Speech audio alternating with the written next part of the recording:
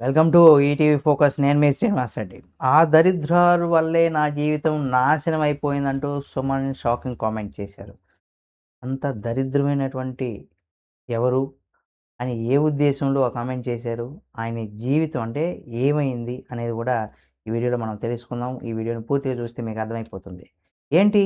Suman career నాశనం అవ్వడానికి, ఆయన ఒక బ్లూ ఫిల్మ్ కేసులో ఇరుక్కోవడానికి కారణం మొత్తం ఒక దరిద్రురాలనే అని చెప్పుకొస్తున్నారు. అంటే ఆ దరిద్రురాలు వల్లే ఆయన జీవితం సతమతమయిందా అనేది ఈ వీడియోలో మీకు తెలియజేస్తాను. ఎందుకంటే సుమన్ గారు బ్లూ ఫిల్మ్ కోసం ఆ కేసులో ఆయన జీవితాన్ని దెబ్బ కొట్టిందని, ఆ కేసులో ఎప్పుడైతే ఆయన జైలుకి వెళ్లారో అప్పటినుంచి కూడా ఆయన సినీ జీవితం మొత్తం నాశనం అయిందని, జైలు నుండి బయటకు వచ్చాక ఆయనతో సినిమాలు చేయడానికి ఒప్పుకున్నటువంటి దర్శక నిర్మాతలు సినిమాలు చేయడానికి కూడా ముందుకు రాలేదని, కొంతమంది ఫ్రెండ్స్ కూడా అప్పు తీసుకొని ఎగ్గొట్టారని, దాంతో సుమన్ చిన్న చిన్న పాత్రలు చేయాల్సి వచ్చిందని, అయితే అలాంటి సమయంలో గూడా సుమన్ గతంలో ఒక ఇంటర్వ్యూలో గూడా మాట్లాడుతూ, నేను బ్లూ ఫిల్మ్ కేసులో ఇరుక్కోవడానికి కారణం తమిళ నటుడు ఎంజీఆర్, రాష్ట్ర డీజీపీ, లిక్కర్ కాంట్రాక్టర్ వడియార్, ఈ ముగ్గురు వల్లే నేను కేసులో ఇరుక్కున్నానని, అయితే ఆ రాష్ట్ర డీజీపీ కూతురిని అప్పటికే పెళ్లయింది. కానీ నన్ను చూసి ఆమె చాలా ఇష్టపడింది.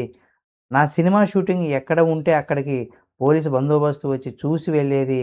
ఇదంతా గమనించినటువంటి ఆ డీజీపీ నా గురించి ఎంజీఆర్‌కి చెప్పారు.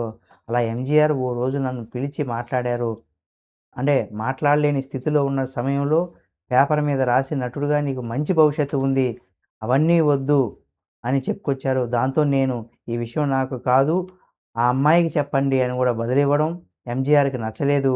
అయితే అప్పటికే లిక్కర్ కాంట్రాక్ట్ కూతురికి నాకు కూతురిని నా ఫ్రెండు ప్రేమించడంతో వాళ్ళంతా పగబట్టి నన్ను అల్లర్ల కేసులో ఇరికించడం, లోపలికి పంపించేలాగా ఏవేవో కేసులు పెట్టారని అంటూ కూడా సుమన్ చెప్పుకొచ్చారు. అలా సుమన్ దాదాపు 3 నెలలు జైల్లో ఉన్న సమయంలో అప్పటి నుండి అప్పటి గవర్నెన్సీ అంటే అంటే గవర్నమెంట్స్ అంటే ఉన్నటువంటి తల్లిగా బాగా తేలియడంతో చివరికి ఆ కేసు నుండి కూడా నన్ను బయటకొచ్చాను. బయటకు వచ్చాక ఆయన సినిమాల అవకాశాలన్నీ గూడా చేజారిపోయాయని, అవకాశాలు చేజారిపోవడానికి ప్రధాన కారణం అది అని గూడా చెప్పుకొచ్చారు.